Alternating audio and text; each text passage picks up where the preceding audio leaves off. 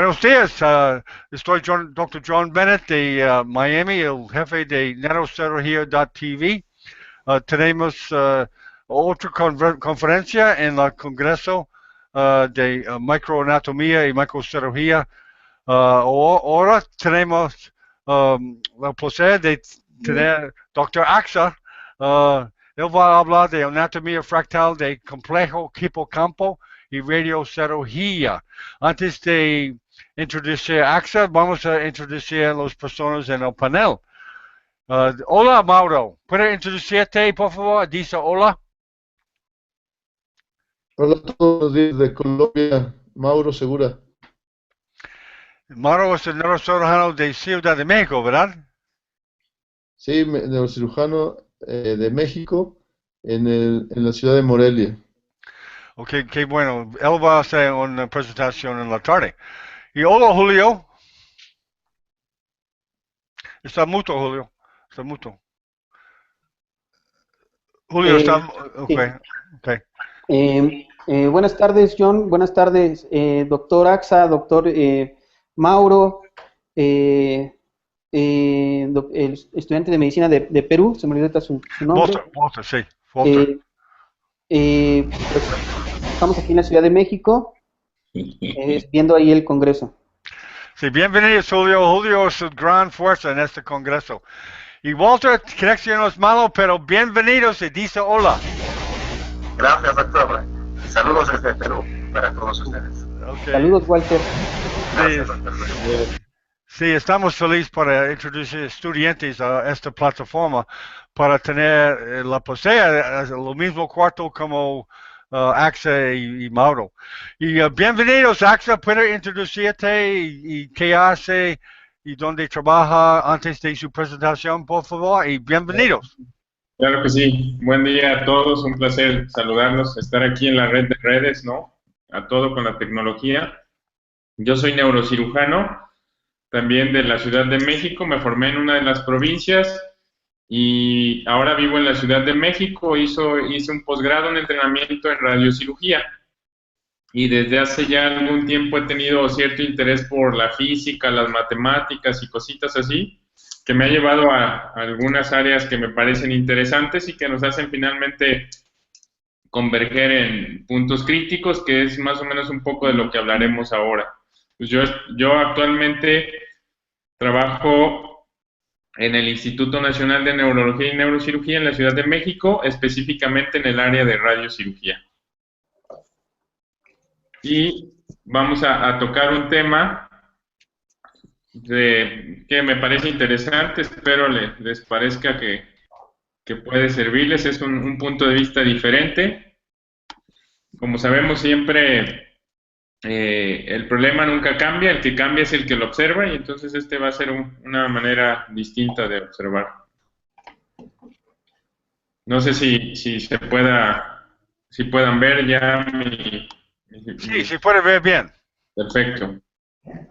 Entonces, trataré de hablar hoy de un tema que es anatomía fractal del complejo hipocampal y un poco tocaremos de radiocirugía. La dividí en dos partes y básicamente lo que tocaremos es la anatomía fractal o geometría fractal del complejo hipocampal y terminaremos con la radiocirugía. Y entonces, esta siguiente lámina de lo que nos habla es de una de las pinturas más famosas de la historia, uno de los frescos de la Capilla Sixtina, que es hecho por, como todos ustedes saben, por Miguel Ángel, que lo suyo era básicamente la escultura. Sin embargo, sus mecenas, pues eran en ese tiempo los que le pidieron que decorara la Capilla Sixtina, que lo hizo con pocas ganas, pero finalmente lo llevó a cabo, pues eran los que le daban de comer.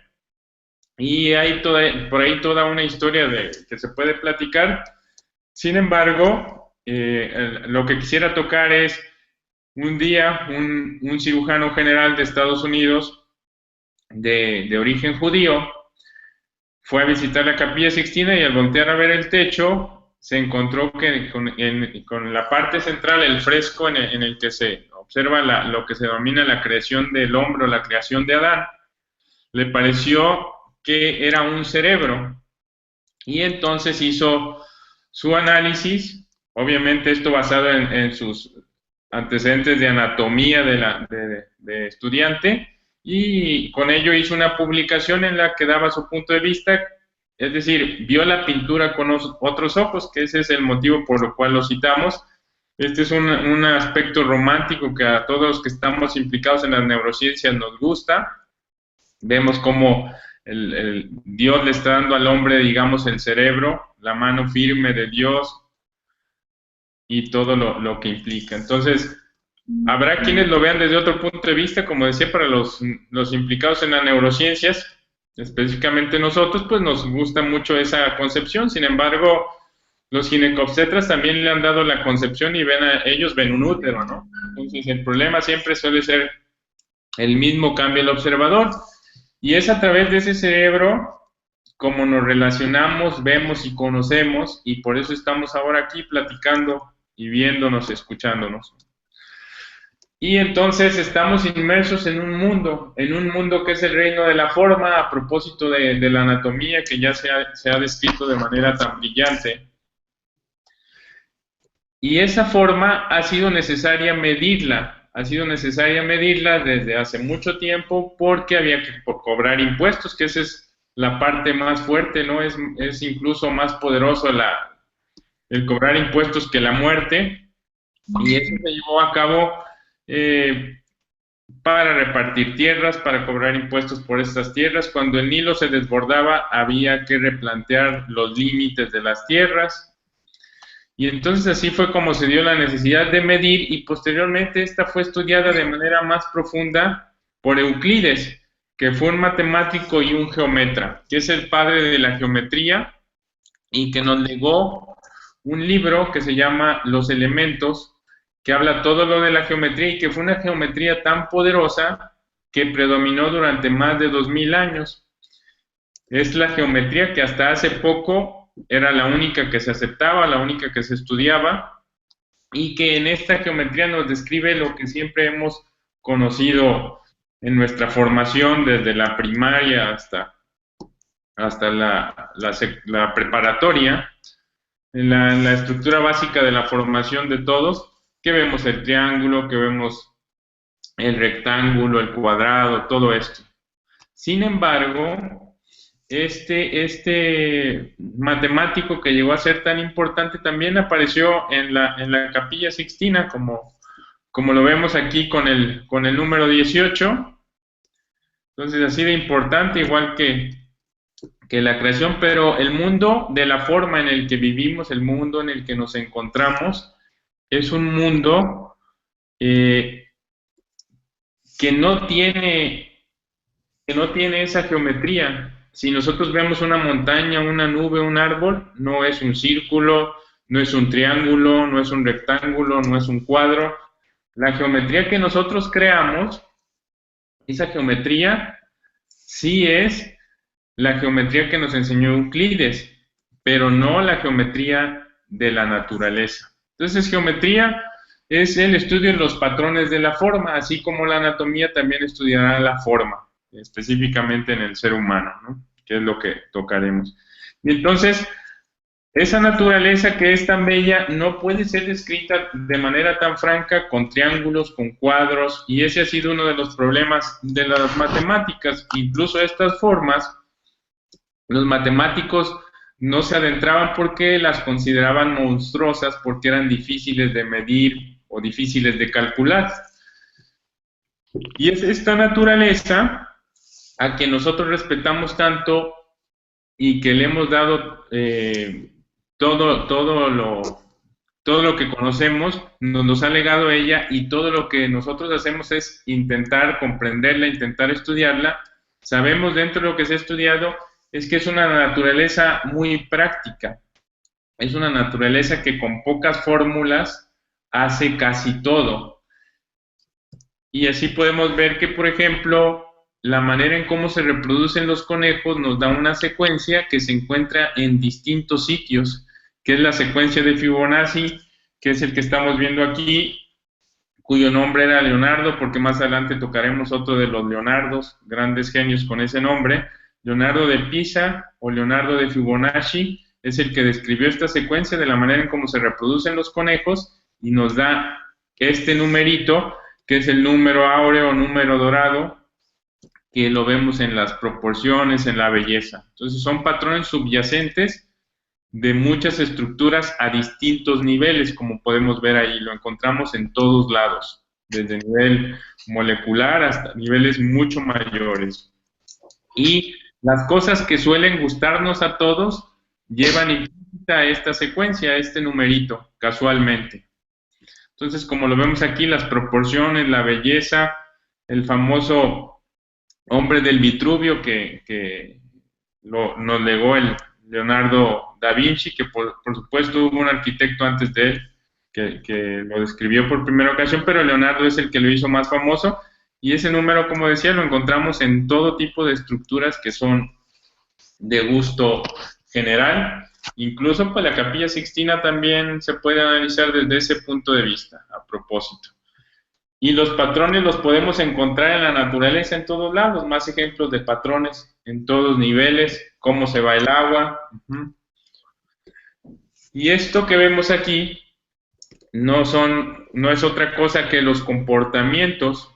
Aquí podemos ver lo que se denomina marchas de Levi, o caminatas de Levi, o vuelos de Levi, que es la manera en cómo nos conducimos cuando nos levantamos y caminamos al cuarto, vamos al baño, subimos, bajamos, hacemos, luego nos salimos a la calle, llegamos a otro sitio, y es la manera en cómo un leñador busca leña, los chimpancés buscan comida, las partículas se mueven de esa forma. Incluso se ha visto que algunas pinturas tienen ese patrón.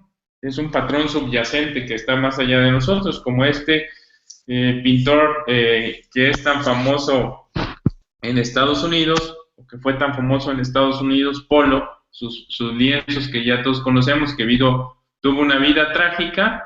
La manera en cómo él pintaba, ahorita lo veremos de forma secuencial.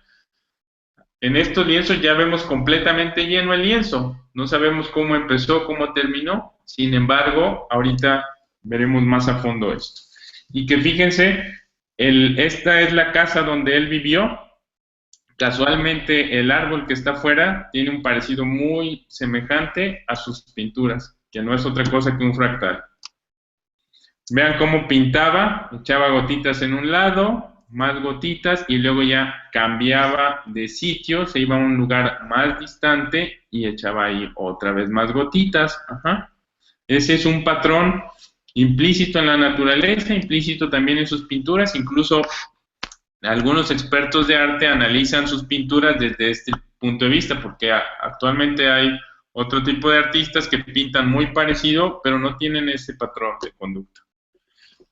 Y lo vemos también, estas estructuras geométricas, lo vemos en las células, en el citoesqueleto, lo vemos en patrones de virus, los vemos en distintos sitios, la forma como está el virus. Entonces son patrones muy repetitivos de la naturaleza. Pareciera que hay patrones subyacentes que nosotros podemos modificar y de ahí surge todo, como podemos ver aquí y como lo describía el profesor de R.C. Thompson. Entonces, seguimos con lo mismo, cómo van los ríos, cómo va un rayo, un árbol, etcétera, etcétera. Cómo está la nieve en los cerros, cómo se reproducen algunas cosas, la manera en cómo se conducen los peces en conjunto, algunos animales en conjunto, son patrones subyacentes que no estamos acostumbrados a ver, que los matemáticos son los que suelen ver, porque son gente que está encaminada, destinada a resolver problemas y a buscar patrones. Nosotros los médicos tenemos un pensamiento matemático, aunque no sepamos, es el pensamiento bayesiano, que es un pensamiento que al principio de cuentas es un teorema que intentó describir la presencia de Dios desde el punto de vista matemático, y esa es la manera como pensamos. Probabilidad de que un paciente tenga una infección si tiene fiebre, probabilidad de que se presente A si tengo B, o viceversa. Y entonces las conductas que tenemos, los patrones de conducta de gente en un tumulto, una persona por sí sola, es difícil predecir qué va a hacer. Sin embargo, una gran cantidad de personas se comportan casi al unísono. Si alguien grita gol, todos gritan gol. Si alguien se levanta, todos se levantan. Si uno aplaude, todos aplauden. Entonces son patrones subyacentes. Y ahora a lo que quiero llegar es, si nosotros tenemos un patrón geométrico como estos que estamos observando, un matemático lo encuentra y dice, bueno, es un triángulo pitagórico, es un triángulo equilátero, y sus iteraciones, sus repeticiones, nos dan una estructura geométrica, que si nosotros tenemos otra concepción, si lo vemos con otros ojos que estamos acostumbrados a ver nosotros la anatomía, vamos a percatarnos de que tiene un parecido muy, muy alto. Y entonces ese parecido que alguna vez observamos, como ustedes lo están suponiendo, pareciera que esto que es el hipocampo o que toda la corteza, el corte coronal del cerebro, podría encajar en esto perfectamente. Y eso fue lo que intentamos ver, si realmente era una estructura fractal. Entonces la naturaleza es así, completamente diferente. La belleza es relativa. Todo lo que vemos en la naturaleza no es tan regular como estamos acostumbrados a verlo, y entonces resulta difícil de describir. Pareciera que si queremos describir esto, va a ser difícil porque vamos a decir, tiene una parte que parece triangular, pero hacia acá es redondito, y luego aquí hace un angulito así y otro, que eso es estrictamente lo que se describe en la anatomía que conocemos. Este tiene una forma aquí, en la parte anterior parece un huso, en la parte posterior una fosa romboidea, aquí parece un triángulo, aquí parece esto, aquí esto, pero acá, es decir, tenemos una manera de escribir parchada, porque estamos acostumbrados a tratar con cosas regulares, pero en general la naturaleza no es regular. Entonces pareciera como una pintura cubista.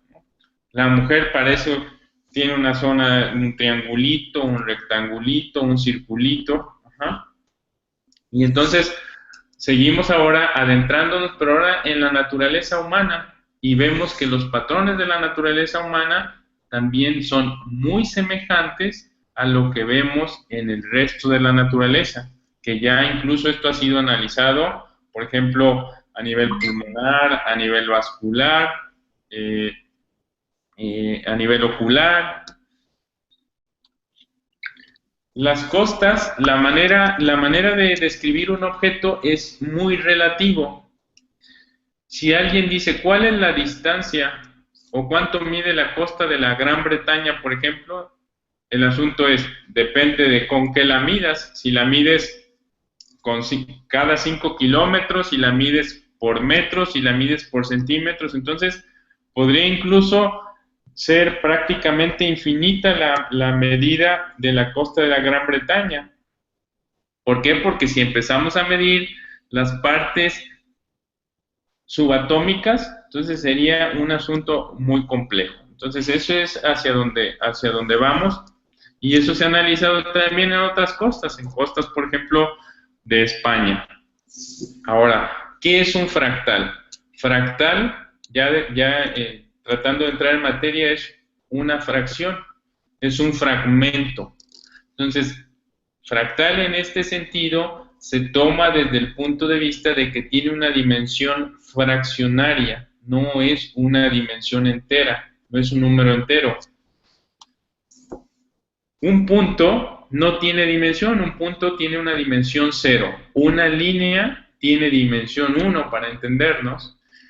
Una superficie sin grosor tiene 2 dimensiones, longitud y anchura, tiene dimensión 2, y un cubo ya tiene las 3 dimensiones. Una estructura entre una dimensión y otra sería una estructura fraccionada, una estructura fractal, como lo vemos aquí para hablar sobre los puntos, líneas, que Vasily Kandinsky incluso tiene libros sobre este tipo de temas. Y como comentábamos, los matemáticos en principio de cuentas no se querían adentrar a estudiar esas formas que, como ya comenté, denominaban monstruosas, que para nosotros esas formas de la naturaleza, esos árboles, esas montañas son maravillosas, son mágicas. Para ellos eran monstruosas porque no permitían ser medidas. Los primeros matemáticos que empezaron a tomarlas fueron estos que podemos encontrar aquí, pero el más famoso de ellos, que se considera el padre de la geometría fractal, es Benoit Mandelbrot, este que vemos aquí, que hemos visto en varias de las imágenes. Él fue el que las tomó de frente, las analizó, las estudió, y tenía una obsesión tal y un ego tal que, lejos de dejar múltiples artículos, dejó libros emulando a los matemáticos de la historia. Entonces él nos legó incluso un libro que se llama Geometría Fractal de la Naturaleza, que, como lo vimos, es lo más común, es el lenguaje de la naturaleza, es en ese tipo de geometría. Y esto no es nada nuevo.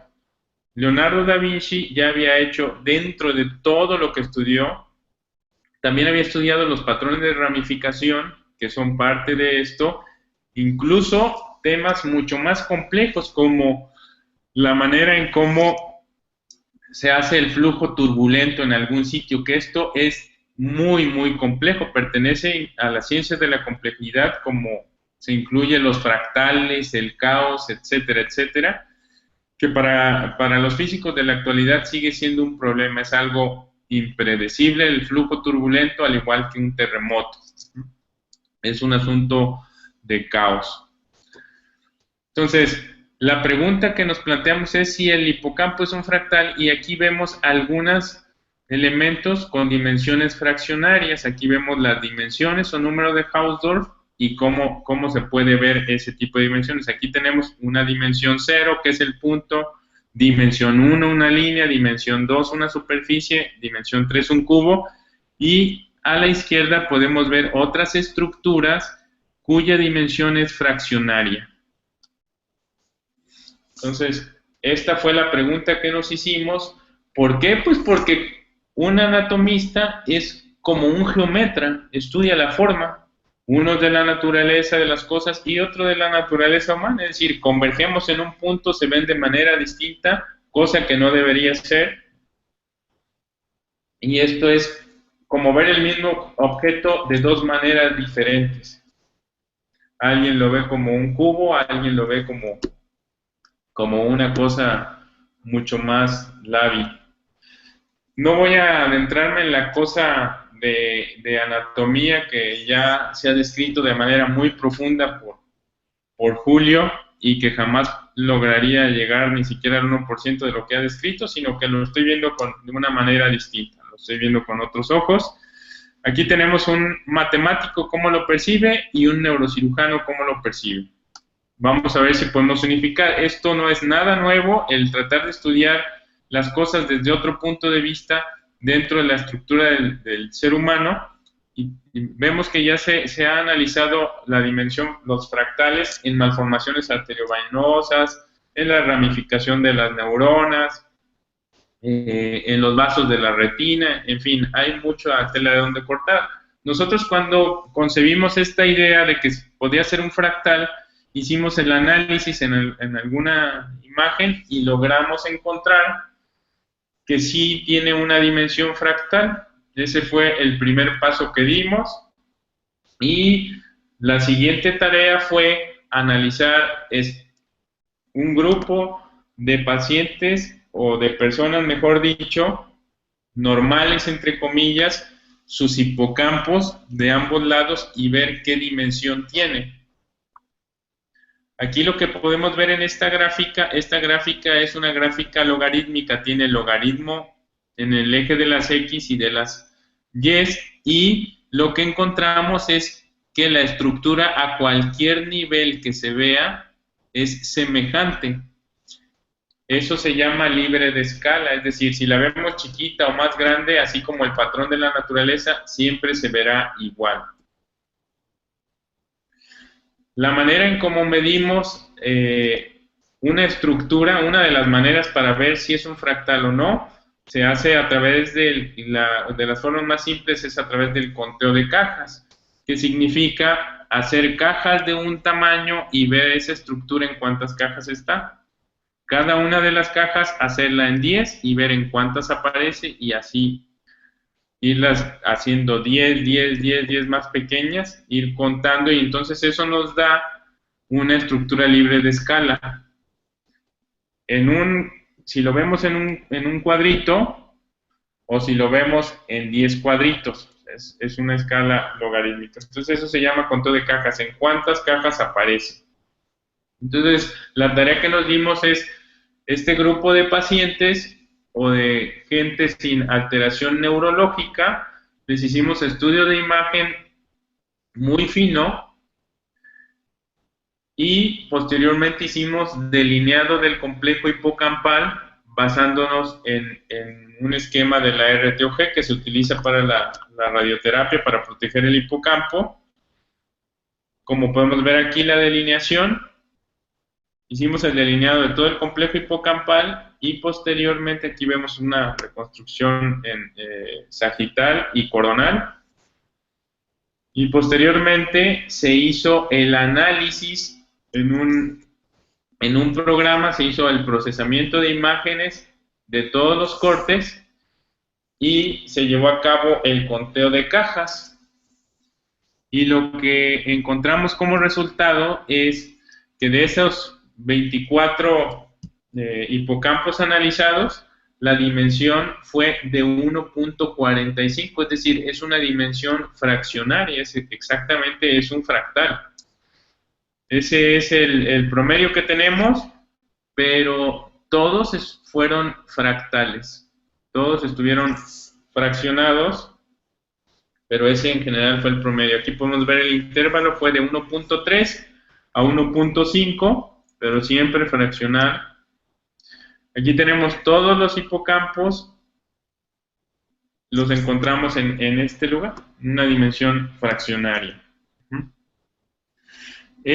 La dimensión más o menos a la que equivale para tener un comparativo de alguna estructura, pues es muy parecida al corte que vimos del cerebro, al corte coronal. Vean, una dimensión de 1.5 es esta y esta, y se parece mucho a esto, es decir, esta es la dimensión a la que más o menos nos dio el resultado del análisis del hipocampo. La otra estructura que tiene una dimensión parecida son estas, que se parece mucho también, vean la curvatura que tiene, es muy parecida al hipocampo. Y el asunto es para qué tanta información, o como decimos aquí comúnmente, para qué tanto rollo. Bueno, pues si nosotros tenemos una proporción, una dimensión, una estructura, una forma, y la perdemos, en ese momento se pierde la belleza o aparece la enfermedad. Como podemos ver aquí alguien puede decir, bueno, este paciente tiene una hemiatrofia o tiene una parálisis facial o tiene un problema de asimetría. Entonces alguien puede decir, bueno, un matemático le mostramos esto, o a un físico decir, yo veo que hay pérdida de la simetría, pérdida de la proporción, y eso se traduce para nosotros en una enfermedad. Aquí, por ejemplo, hay una pérdida de la simetría. ¿Por qué? Porque apareció algo nuevo acá, un tumor, una lesión. Igual aquí, igual acá también hay pérdida de la simetría, pérdida de la proporción, en este caso por un infarto. Entonces es una manera distinta de ver las cosas, que posiblemente puede o no llevar a algún lado, pero es cambiar la manera de observar. Aquí tenemos igual una malformación arteriovenosa y encontramos una asimetría. Más ejemplos de lo mismo. Y esto nos lleva a un punto crítico que es una afección del lóbulo temporal, específicamente amígdala e hipocampo, que da esclerosis mesial del lóbulo temporal y que eso se traduce en epilepsia refractaria del tratamiento y que es una de las epilepsias que más que son más comunes en jóvenes y que mejores resultados tienen con procedimientos quirúrgicos. Entonces, esta es una de las entidades que se debe de diagnosticar de manera temprana. Hay formas de diagnosticarla, pero lo que estamos buscando hacer es, más allá de divertirnos y de entretenernos, es qué pasa con el hipocampo que está escleroso, que disminuyó de tamaño, que cambió su geometría, sus dimensiones. ¿Qué pasa? ¿Sigue siendo un fractal? ¿Cambió de ser fractal a otra estructura? Esa es la pregunta que tenemos y que vamos a hacer actualmente. Es el siguiente paso que queremos dar. En un paciente que tenga esclerosis del lóbulo temporal, vamos a analizar su lado sano y compararlo con el lado enfermo. Ya vimos ahora que sí es una dimensión fractal. Ahora vamos a ver con el paciente como autocontrol qué es lo que ocurrió. Aquí tenemos un paciente con un lado sano y con un lado enfermo, como hay una simetría, como hay un cambio en la estructura, en la forma.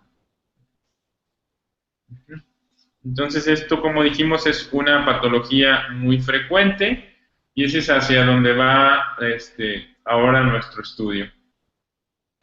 Aquí podemos ver desde ese punto de vista un hipocampo sano y un hipocampo enfermo, cómo cambia la estructura, la dimensión, la geometría. Podemos ver más ejemplos de hipocampo sano e hipocampo enfermo. Entonces, específicamente lo que queríamos demostrar es si el hipocampo es un fractal. Sí, realmente es un fractal, intuitivamente lo parecía, ya hicimos la demostración matemática y a continuación pues estamos trabajando en esto. Hay una manera de acomodarla, de ver las cosas con simetría. Una de ellas es el alcohol. Si nosotros tomamos alcohol, lo que nos ocasiona es que vemos las cosas más simétricas. Ha habido estudios en los que a los pacientes se les ponen estructuras geométricas con cierta asimetría y cuando ingieren alcohol lo ven simétrico. Por eso es que eso del alcohol y cómo vemos a las personas que tenemos enfrente cambia mucho el panorama, la perspectiva. Entonces eso es lo que estamos analizando ahora. ¿Qué pasa con las estructuras enfermas, específicamente con el hipocampo? ¿Qué pasa cuando pierde su tamaño, su dimensión, sus consistencias? Ese es en lo que estamos inmiscuidos hoy por hoy. A continuación voy a tocar de manera rápida un poco de lo que es la radiocirugía de la amígdala e hipocampo.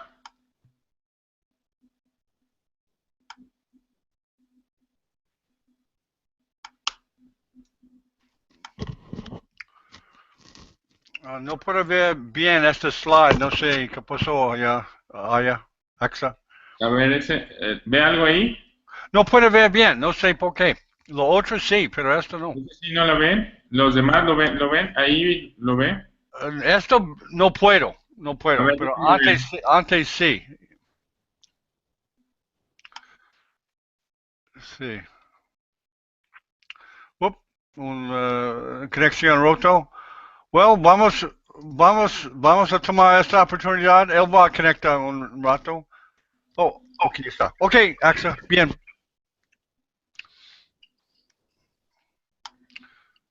Bienvenidos a Caesar. Gracias, doctor. Ok. Hola, Oh, John, sí, buenos días a ahí, todos. Ok, Guillermo. Ándale, pues. ¿ya la ven ahí? Ya no. Sí, es nuevo para todos. Ajá. ¿Ahí le están viendo o no? No, ya no. Necesito minimizar Hangout y abrir PowerPoint y regresar a Hangout.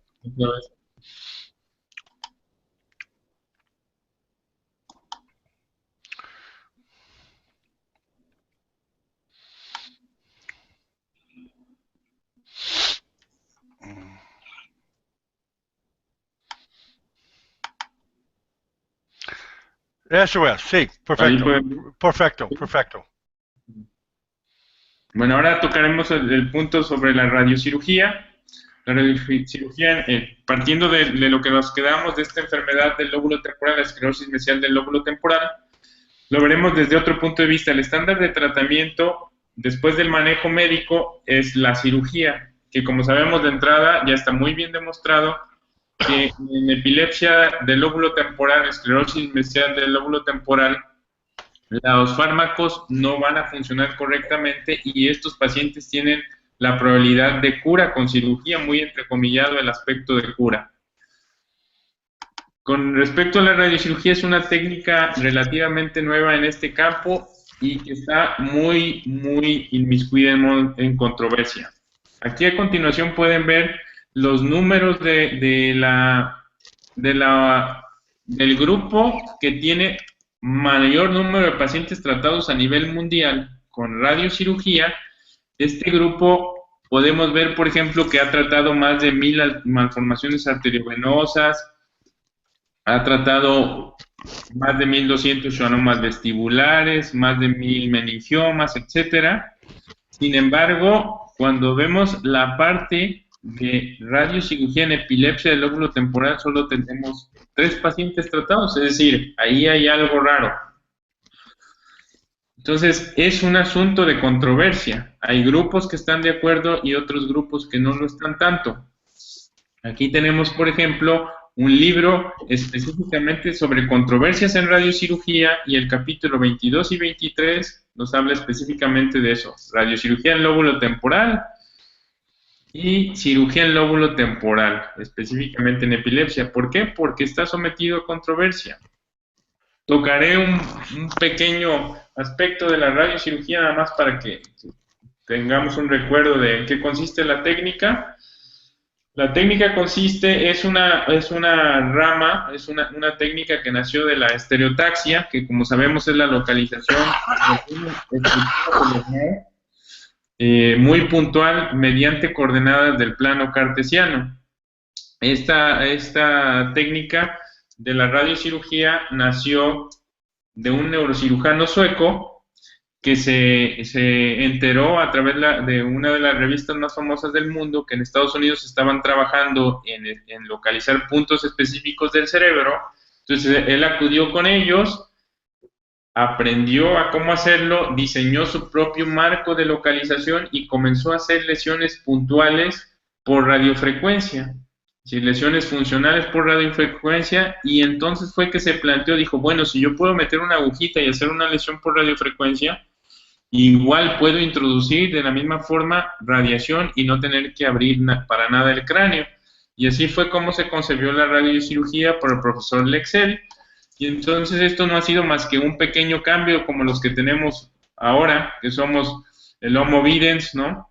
Ahora todos nosotros estamos frente a un monitor. Esa es como la parte de la evolución en la que nos encontramos, pero que fue parte de la evolución.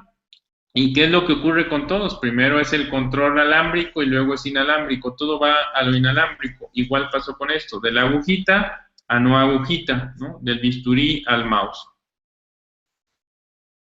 Y esta técnica entonces ha sido aplicada a muchos, nació para ser aplicada en áreas funcionales, hacer lesiones puntuales. Sin embargo, en la actualidad su mayor campo es tumoral, después sigue el vascular y lo funcional sigue empleándose, pero hay otras técnicas que han sido mejores. Desde el punto de vista de la epilepsia, como los comenté, es controvertido y vamos a ver de dónde surgió el manejo de la radiocirugía de epilepsia. Y en esta imagen tenemos dos personajes muy importantes, Talairach, que vemos aquí que es el profesor, que nos legó un mapa de coordenadas, un mapa que todo el mundo conoce para estereotaxia, y uno de sus alumnos que vemos aquí es igual un francés que se llama Jean Regis. El primer intento de manejar con radiación la epilepsia fue en 44 pacientes y fue por Talairach, que colocó sustancias radioactivas en el lóbulo temporal, en este caso el yttrium, y con eso hizo lesión. Ese fue el primer intento de con algún tipo de energía afectar el lóbulo temporal.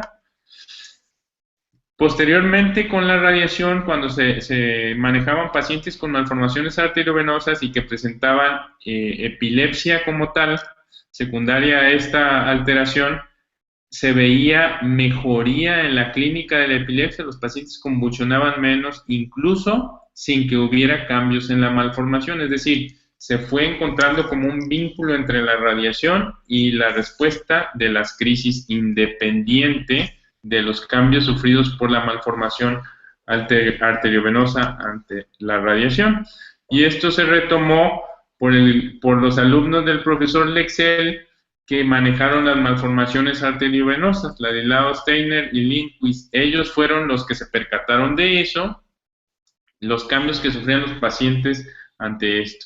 Y así fue que medio en serendipia se fue encontrando este uso y que posteriormente se manejó de manera frontal.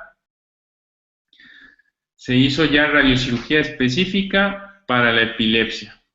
Y en la actualidad, los pacientes que se han tratado para epilepsia con la técnica de radiocirugía han sido alteraciones del lóbulo temporal, han sido alteraciones extratemporales, o también se ha llevado a cabo la callosotomía.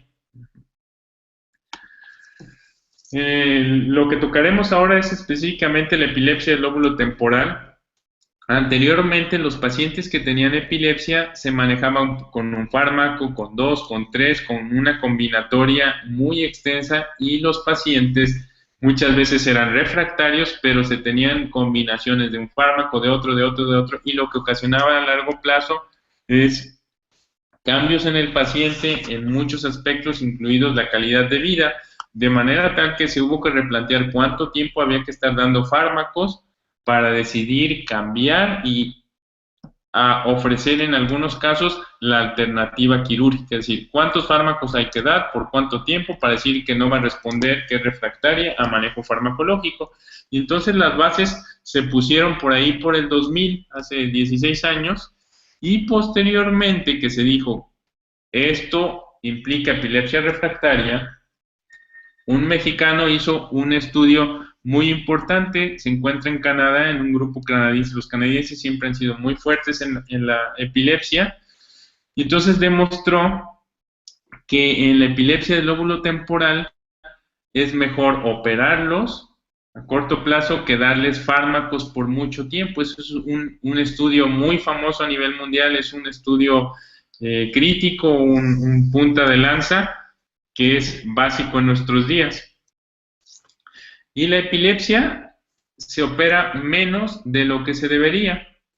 Esto hablando de países de primer mundo como Estados Unidos. Si hablamos de países como el nuestro, específicamente México, pues es mucho más bajo el porcentaje de los pacientes operados comparado con los que se deberían operar o se podrían beneficiar con la cirugía. La cirugía se hace una lobectomía. El tamaño dependerá del requerimiento de cada paciente, de las zonas alteradas, que está la zona epileptógena, de si es dominante o no es dominante, el sitio donde se encuentra, etc. Entonces, la cirugía es el estándar en este tipo de enfermedad, obviamente hablando después del manejo farmacológico. Y la cirugía ofrece una gran ventaja, que durante el procedimiento quirúrgico se puede hacer un mapeo, se puede hacer la electrocorticografía, ver cuáles son las áreas que están más afectadas, cuáles son las áreas que están sanas, y entonces hacer una resección del tamaño acorde con cada paciente, con las necesidades de cada paciente. El resultado se evalúa de acuerdo a una clasificación de Engel, en el que hay pacientes libres de crisis completamente, u otros con algunas pocas crisis, ¿no? No adentraré mucho en esto.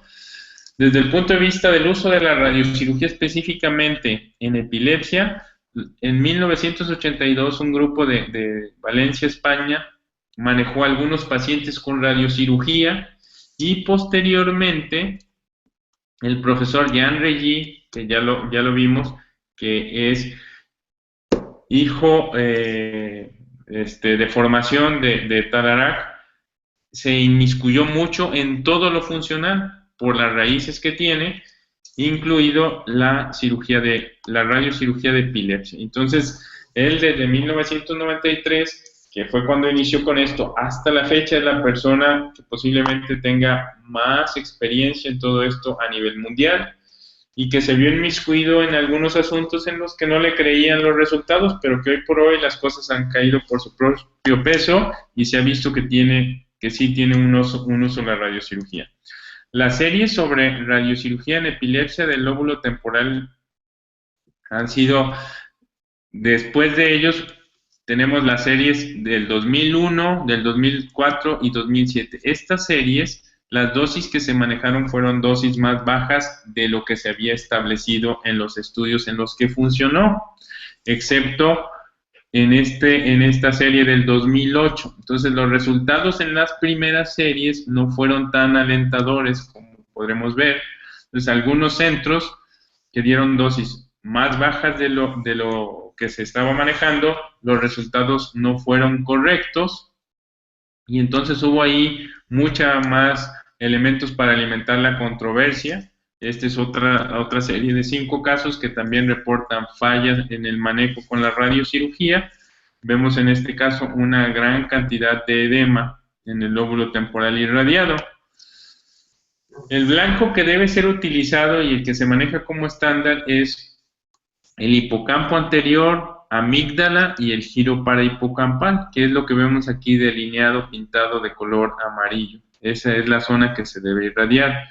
Los volúmenes generalmente están alrededor de 6-7 centímetros cúbicos, van en el rango desde 5.5 hasta 7.5, pero no se puede dar volúmenes muy grandes porque la radiación implicaría mucho daño en los tejidos vecinos.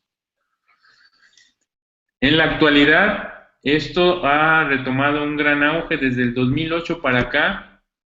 Surgieron varias publicaciones sobre el tema de radiocirugía en epilepsia, en la que se encontraron resultados favorables, y entonces se hicieron 2 series, una de ellas en Europa, liderada por el personaje que ya platicamos, por el profesor Jean Regis, y la serie americana.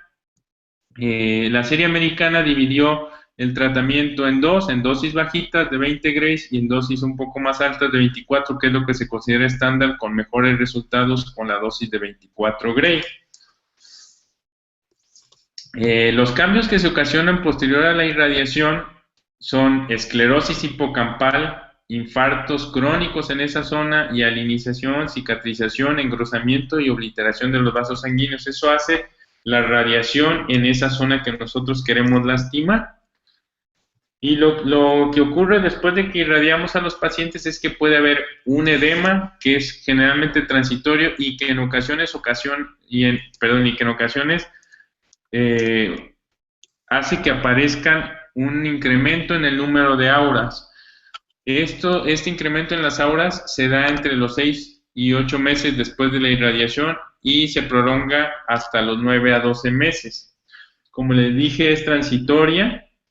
Las otras problemas que se pueden presentar son la cefalea, que llega a ser entre un 14 a 70% de los casos, pero es una cefalea leve, manejable con analgésicos comunes.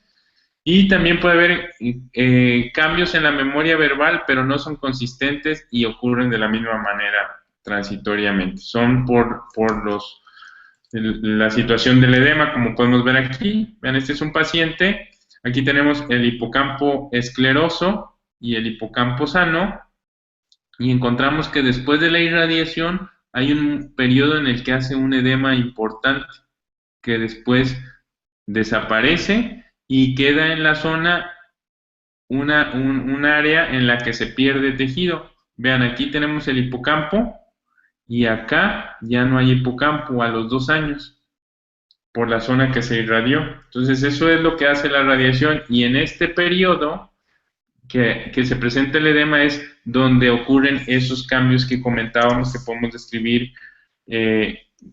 como complicaciones.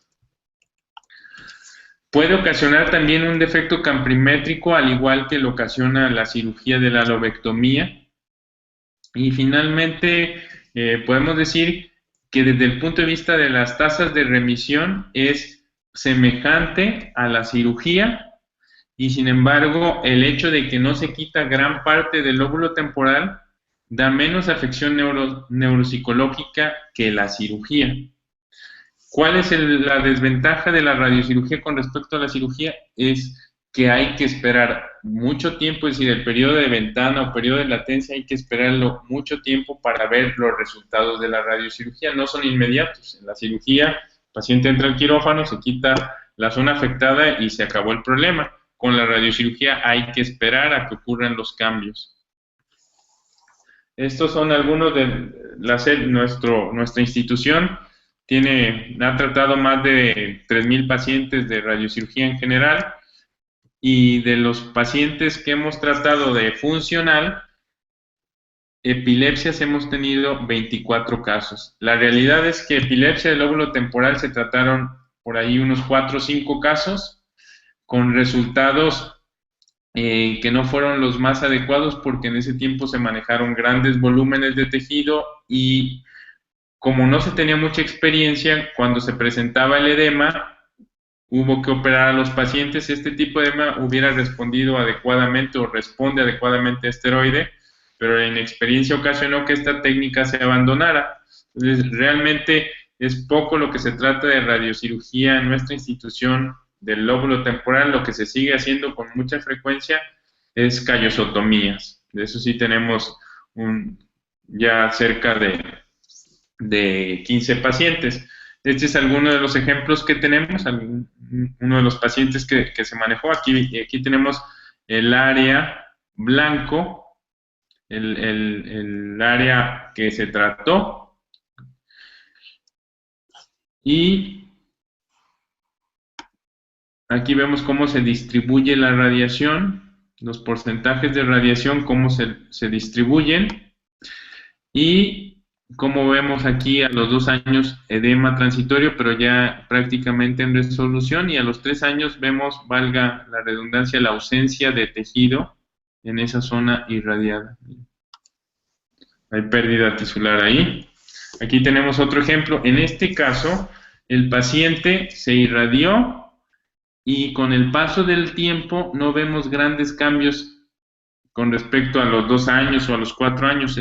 Sin embargo, los cambios clínicos o las frecuencias de crisis sí disminuyen, y esto ha ocasionado que se considere la radiocirugía no solo como una zona que va a dañar o a destruir una porción de tejido, sino que también tiene la capacidad de modular la neurotransmisión en esa área.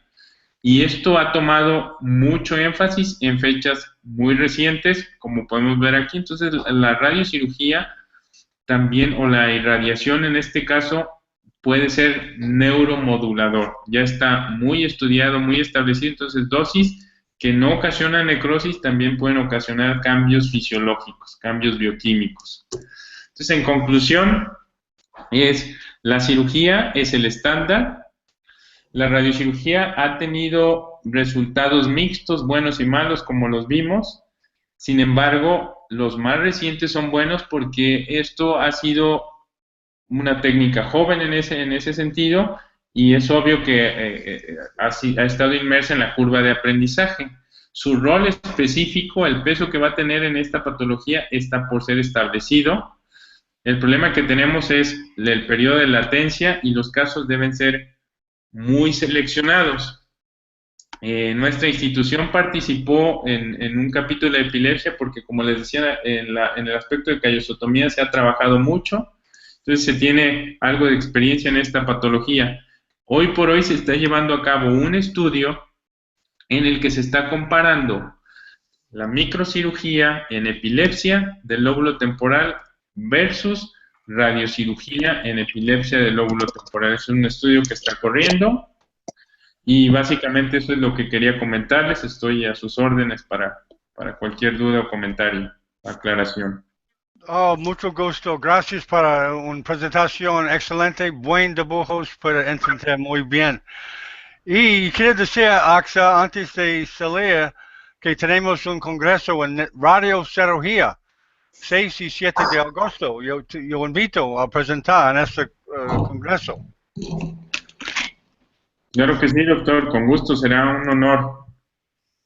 Ok, antes quiero introducir rápido dos neurocirujanos que acabo de venir antes de salir. AXA. Hola, César, dice hola, AXA.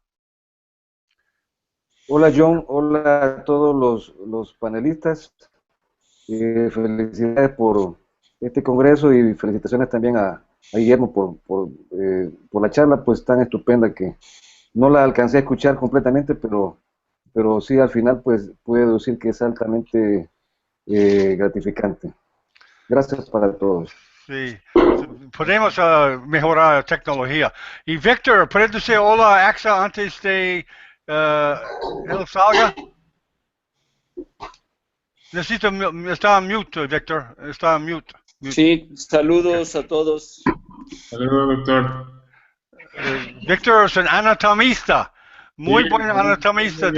¿Tú conoces, Víctor?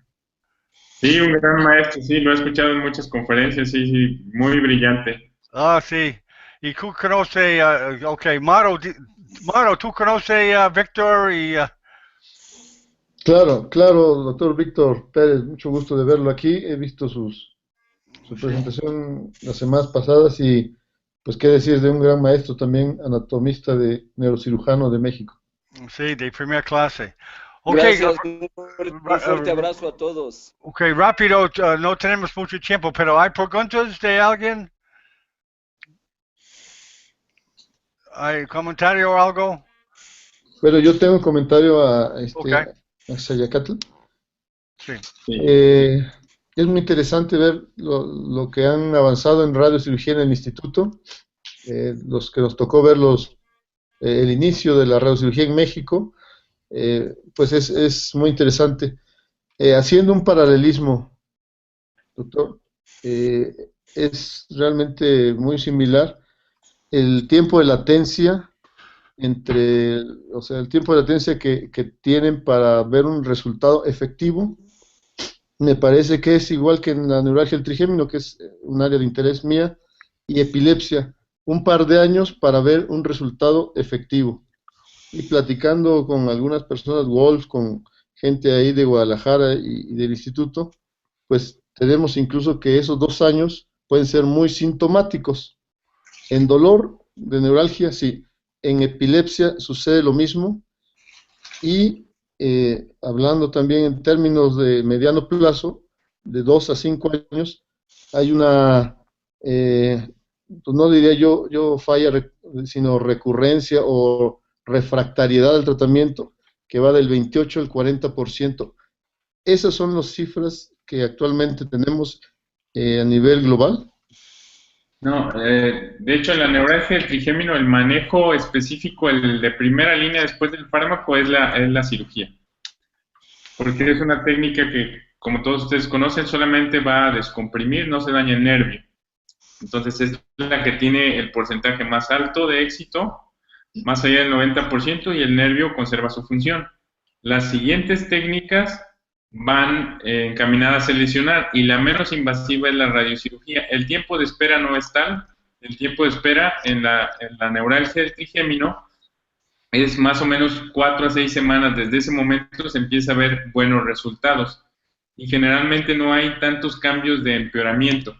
La diferencia con respecto a la radiocirugía en epilepsia es que a esa parte del tejido del lóbulo temporal es un volumen más o menos grande para una dosis alta. Es decir, a esa zona de 6 centímetros cúbicos o 6 mililitros se le da 24 grays y el tejido sano tolera 12. Es decir, una buena parte del tejido sano puede recibir dosis de tolerancia.